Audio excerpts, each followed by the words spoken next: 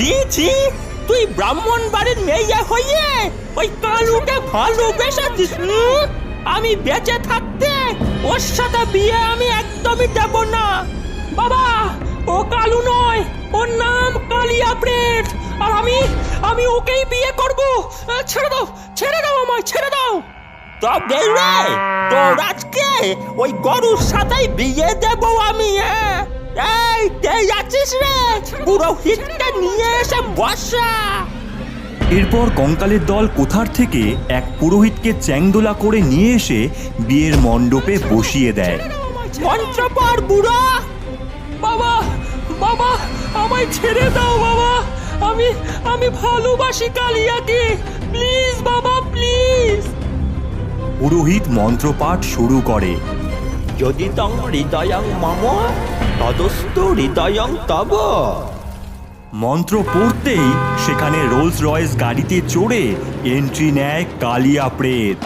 পেছনে বন্দুক হাতে রয়েছে তার সাঙ্গপাঙ্গ। শ্বশুরমশাই, স্বাগত নেই কারোকে আমরা।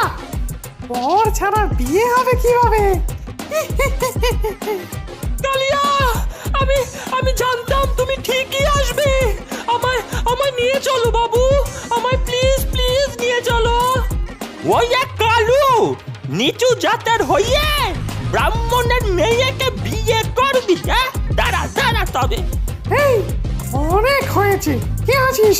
যা, তোদের বৌদিমাকে নিয়ে আয়। আল্লাহ বল। মার ওদের। এরপর সকল ভূতেরা মিলে মারপিট করতে থাকে। কালিয়া প্রেত হাতে বন্দুক নিয়ে গুলি চালায়।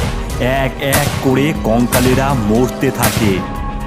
আমি তোকে ছাড়বো না কালু। চলো গিন্নি, আমরা বিয়েটা গিয়ে করিনি। চলো বাবু। সেখান থেকে কালিয়া প্রেত ডাইনিকে নিয়ে চলে যায়। এর শাস্তি তোকে পেতেই হবে রে কালু। ও মা গো, আমার জন্য তুমি এত কিছু সাজিয়েছো। হ্যাঁ গিন্নি, আজকের দিনটায় আমাদের সাক্ষী থাকবে এই পূর্ণিমার গোল চাঁদ।